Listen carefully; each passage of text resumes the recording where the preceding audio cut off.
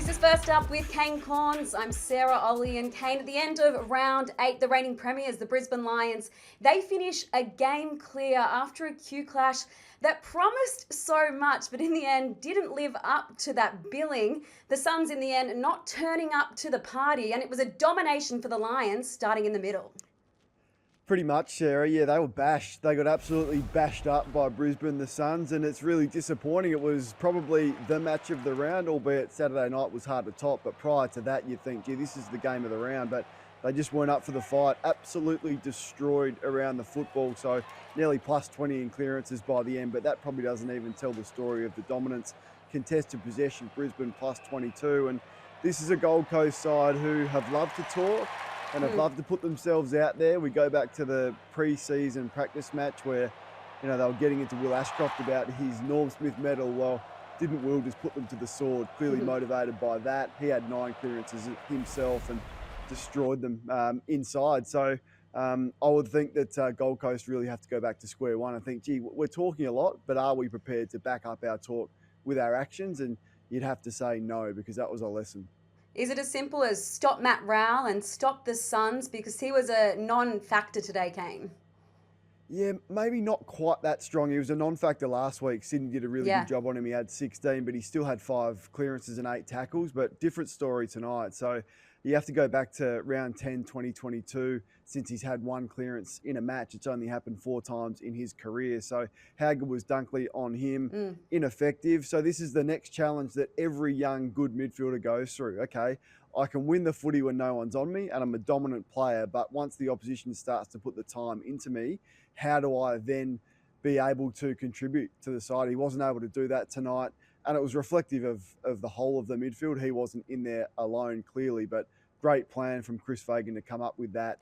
And I think other teams are now going, okay, well, you can't let Matt Rowell stand alone at stoppage because he's a driving force for them. So, yeah, it's disappointing tonight. It's been a slow burn for Charlie Cameron coming into tonight's game. Just the 4 goals to his name, but he finished with 3 goals too, and he had that spark and pizzazz back, Kane. He got the game going. I thought the game was really flat until this. There was a brief period here where he just lit up and his song started and the whole crowd got behind it, and then the atmosphere at the Gabba is just amazing when this happens. So, I mean, he's one of the most watchable, if not the most watchable player in football, and he'd been flat, but you've got to remember from 2021 to 2024, only Jeremy Cameron had kicked more goals than this guy. So I think you're prepared to give him a little bit of grace if he has a flat patch, particularly with the hard nature of the position that he plays. But if they can get him going with Zach Bailey and Archie and the players that they've got at ground level in that forward line, Lohman, when he comes back, look out. What about at the other end of the ground when it comes to the Suns' tall forwards? The 3 talls there of Ben King, Jed Walter and Ethan Reid. It's an experiment that Damien Hardwick continues to persist with, even when inclement weather is forecast like tonight, Kane. Should he have changed it up? I know that Ben Long was the late out and they were missing him, but they just seemed very tall this evening. How stubborn has he been with this? I mean, and all great coaches are stubborn, but I mean, we've been saying this for 5 or 6 weeks. Like, he's going to have to make a call on one of them. So when you look at it, I think it was 3 marks between the 3 of them and 3 goals. Like, Ben King had 2 touches. Clearly, he picks himself. He's winning the Coleman medal at the moment, or was leading into this game. And you're going to have to make a call between the other 2. Now, Walter tries hard, but he really struggles with his agility. So in this weather, on that ground at night, when it gets so dewy, regardless of whether it rains or not, Damien Hardwick's gone with those 3 again when it's been ineffective for the majority of the year. So I would be staggered if he doesn't make a call on one of those youngsters this week. And I probably think on tonight's performance, it'll be Reid, but he can't play all 3 again. In a word, do you trust the Suns yet? Not yet. No, I mean, they thought they were far ahead of where they were, and that's a wake-up call, albeit against the best side in it right now. Earlier in the day at the SCG, it was a rather spiteful encounter for what was Derby 30 between the Sydney Swans and the Giants. In the end, Dean Cox's side prevailing by 14 points. And you want to highlight some of the defensive matchups that they got right, very influential in the end. Yeah, I reckon it was 3 weeks ago where we Vol-Kane-O Dean Cox for flip-flopping with McCartan. Is he forward? Is he back? Is he forward? What is it? At the start of which quarter, where will he be? Well, finally, you go, okay, he's our best defender. Let's put him on the opposition and probably the best key forward in football. And I mean, Rampy's job on that man, Toby Green, was unbelievable. To keep Huge. those two to one goal between them and the amount of one-on-ones that they won. So not just the defensive stuff, but their ability to also influence and impact was just outstanding. So I thought the attitude of the whole of the Sydney group, it was aggressive, it was in the face. You know, I thought Hambling and Francis, they started forward. They went after Taylor and Buckley, and probably no team has done that yet. I mean, the Giants are pretty good at doing that at the other end usually and getting the matchups that they like and dictating. It was Sydney that did that. So a really strong attitude leading in. They were prepared to get into the face. They were physical. They put themselves out there, out of their comfort zone, and that was a season-saving win. If they dropped that one, it was, you know, you could kiss goodbye to the final. So they stay alive off the back of that performance. And would you believe it's their first win at the SCG for the season? Is the Chad back? Kane, we know he had this huge decision to make when it came to his future. He's locked away for a further 2 years at the Swans. He seems to be playing with more freedom and verve. That explosion, it's returned. All of that, Sarah, that you just said, and his ball use today. I mean, he was just more composed. Like, he gives himself time and space because of his speed. Like, so that the contested nature of his game, 15 contested possessions, but this is the clip I really love. So he wins the one-on-one in defensive 50, saves a goal, and then he goes. And this is as close as Chris Judd as we've seen. And then the ball use today, he'd really been, hadn't been composed with the footy this year. He'd been rushed. He wasn't prepared to run with it, and he was hat-kicking forward. So 24 in the end, 10 inside 50s, 9 score involvements. The best player on the ground by a mile, and you go, gee whiz, he is back to last year's levels, and perhaps that contract distraction behind him now, he can really impact for the rest of the season. And a winner of the Brett Kirk medal today. I mentioned there was a lot of spite, there were spot fires throughout the game, and I wonder if it boiled over in the second term here with this incident involving Swans defender Lewis Malik. And now, look, you can say there was no malice in this incident with Toby Bedford, but these are the facts. He's got him high. Bedford finishes the game on the bench, subbed off, not with concussion, but with blurred vision. But if you look at precedents set this year, and I'm thinking of Patrick Voss on Nick Vlaston, he's looking at some time on the sidelines, isn't he? Yeah, well, it has to be 3. So you have to start at 3, particularly when we've seen incidents like, I know different, but Mansell getting 3 for a shove into a contest that probably wasn't even 1 at the start of the year. When you go with a swinging arm, gets your opponent high, he's hurt, he's subbed off, then I think we start at 3, and it was really amazing courage from Bedford, who, you know, was probably giving away 25 kilos in that contest to really beat on the footy and go hard. But he came off second best, and you'd hope and you would think that Milliken's going to pay a significant price for that. At the MCG, it was party mode for the Hawks. It was their centenary, celebrating 100 years in the AFL and VFL. They did what we expected. They had a very big win over Richmond. And for Jack Gunston, there was extra reason to party. He kicked his 500th career goal. He has wound back the clock this year, Kane, and I feel like he's got a big part to play if the Hawks are to go deep this year in September. I can't believe it. Like, this is maybe the most impressive individual performance of the year. Like, when you consider what you thought his output would be and the role that he was probably going to be asked to play throughout the year, and that would largely, probably I would think 12 games, you know, maybe 4 or 5 of those is sub, and hopefully you're in the mix when they come finals time with your experience. There's a celebration after goal 500, terrific recognition from his teammates, but he's their most dangerous forward. It's unbelievable. I know they got some injuries. I know Deere and Mitch Lewis are out injured. Marby Chol's playing pretty good football at the moment and has done for the last 3 or 4 weeks. But Gunston is their most dangerous forward. Can you believe that? So it's the most impressive individual performance of the year and career high numbers. And let's just hope that he can continue having such an impact, because you can tell how much everyone at Hawthorn loves him. I feel like he's one of a number of veterans, is he not, to be winding back and just aging like a fine wine. We've been speaking about Steele Sidebottom, Scott Pendlebury, Patrick Dangerfield, and Jack Gunston fits this mould as well. Yeah, we'll get to Dangerfield in a moment, but it is the year of the veteran. But they were great today, Hawthorn. I thought that defensively to keep Richmond to 42 entries, I think it was, hold them to 6 goals. They scored 16 themselves, put on a real big score. And look, I'd be disappointed if I was a Richmond supporter at the senior players. I thought they were incredibly undisciplined, plus 13 free kicks they gave away. Taranto, uncharacteristic 50-metre penalty. So Hawthorn were really able to get under the skin. And I just thought there was a number of undisciplined free kicks and poor defensive lapses from not their youngsters. I don't care about their youngsters. They're just getting the experience. But Vlosten and Bolter and Nankervis and Taranto short with his turnovers. Yeah, I thought it was a poor day from their leaders. And if that happens, then the young guys that are in the side with them have got no hope. Time now for Vol-Kane-O.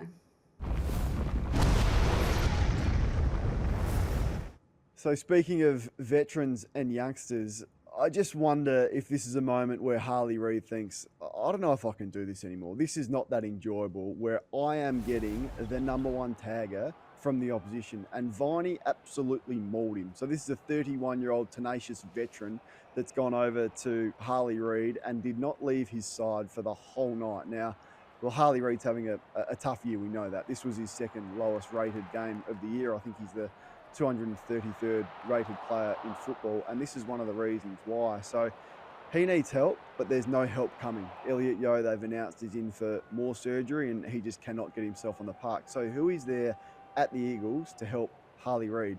And he must look around. He must look around at some of the other youngsters that are playing in successful sides, like Nick Daicos.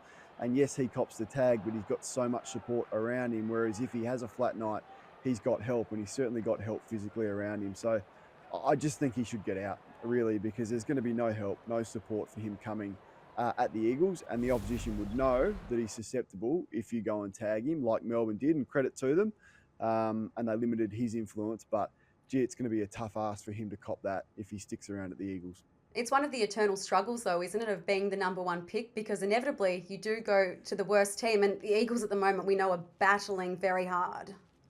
Yeah, it is, unless you're one of the Ashcrofts, or unless, Joel Selb wasn't the first pick, but you get lucky and you go to Geelong, or if you're Nick Daicos, you get lucky, you go to Collingwood. So, yes, if you are the traditional first pick, and that was part of the reason why Jason Horne-Francis got out, and he probably hasn't looked back with North Melbourne's struggles. But, I mean, you also have the right to get out if you want to. I know the Eagles can hold him next year, but just think if he's going to bed last night, I think, gee, am I going to cop that for the next 5 years with no help at all around me?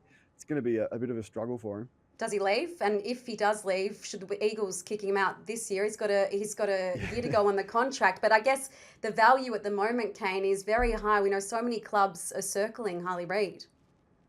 Yeah, I don't know. I can't speak for him, but it'll be a decision for the Eagles if he says, I want to go. Then, and if that happens at the end of the year, then the Eagles have got a real decision to make. They can go, no, we're going to hold you to your contract, and we'll sort that out, and hopefully we can change your mind in 12 months' time and address it then. Or you go, okay, well, if we think he's going to leave anyway, then we'll get an absolute haul for him. But the ball's in his court, and until he says, I'm out, then the Eagles don't have a decision to make. I think the game of the round, perhaps the season, was certainly Saturday night at the MCG, with Geelong just holding on to Pip Collingwood. It was a game that you would expect in September, and there were so many threads to emanate from that match, Kane. But you want to pick up a thread when it comes to Nick Daicos, a blueprint perhaps to quell his influence.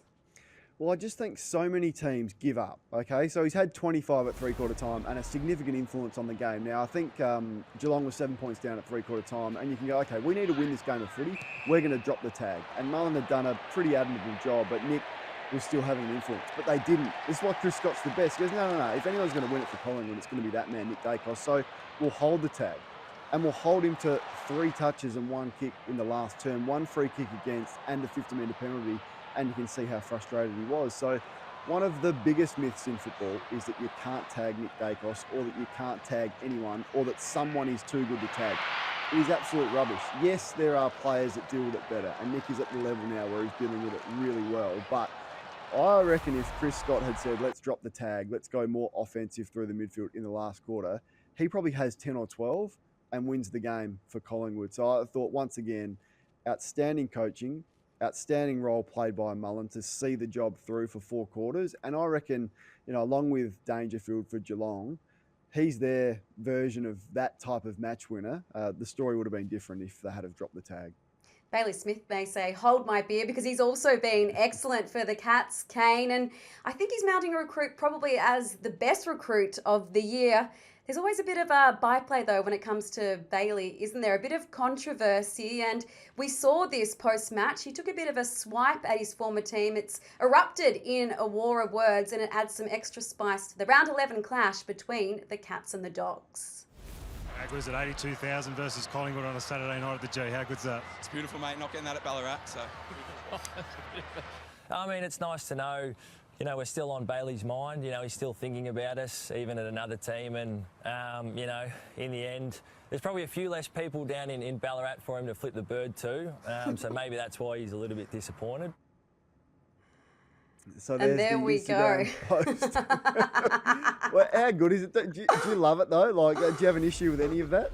Oh, no, because if you talk the talk, you've got to walk the walk. And at the moment, you cannot criticise Bailey Smith for what he's putting out there. The only thing I would say is, Bailey, you've given Luke Beveridge 3 weeks to come up with a plan as to how to quell your influence. And my word, he'll be doing that, don't you think, Kane? Yeah, well, he might be, but Bailey Smith's been incredible at putting himself out there and backing it up with his performance. I think he sort of thrives on putting himself under that level of pressure. But there is no harm done in that whatsoever. And we have booed players that have left their club and gone to another club for 100 years, and we'll continue to do that. So he's must watch. He's must listen to every time there is a microphone in front of him. That's why the host broadcaster, whoever it is, rushes to him after every game and puts one in front of him. And I think he's doing a really good job of building more eyeballs that are following footy. And Marcus Bontempelli was a great response. And then we stay tuned for round 11, isn't it, on a Thursday night down in Geelong, which is going to be must watch again. Get your popcorn out, Kane, and get the popcorn out for the temperature test thanks to Sportsbet. Where have you put Port Adelaide? Your side, they got absolutely belted by Bailey Smith's former side in the Dogs. They were awful. They just were comprehensively beaten on a windy ground in Ballarat. Now, I didn't think anyone would win down in Ballarat, but not to that tune. So they were smashed. And look, they're probably fortunate they've got the emotional showdown to get themselves up for, because that is what is driving this group at the moment, but they're far from consistent and lucky not to be lukewarm. But I just feel like this round really sorted out the best from the rest. I think it's probably a pivotal round where you go, okay, Fremantle, no trust, no chance to win the premiership with what they delivered. Carlton, the same. We're now really starting to question the Giants after 3 losses in a row. And then the quality that has risen, you go, gee, Geelong and Collingwood, that is a sort of prelim final type game on a Saturday night. Brisbane, of course, we've all rated. Hawthorn back in business. And there's a couple of teams just hanging on with important wins like Melbourne and Sydney. But I think round 8 was the round that separates the best from the rest. Does it separate the 8 from the rest? Do you think potentially the 8 set, Kane? Pretty close. There might only be 1 spot left, and it looks like the Giants are vulnerable. So there's probably 1 spot up for grabs. They'll be in the mix with that. Who knows if Sydney can get on a run? Carlton, Melbourne's, they're the teams that are in it. I wouldn't think St Kilda and Essendon are in the mix for that 8th spot, but who knows? But probably 7 of the 8 for me are locked in. This has been another episode of First Up with Kane Cornes. Kane, thank you, and we'll see you again next week. Thanks. What's gambling really costing you? For free and confidential support, call the number on the screen or visit the website.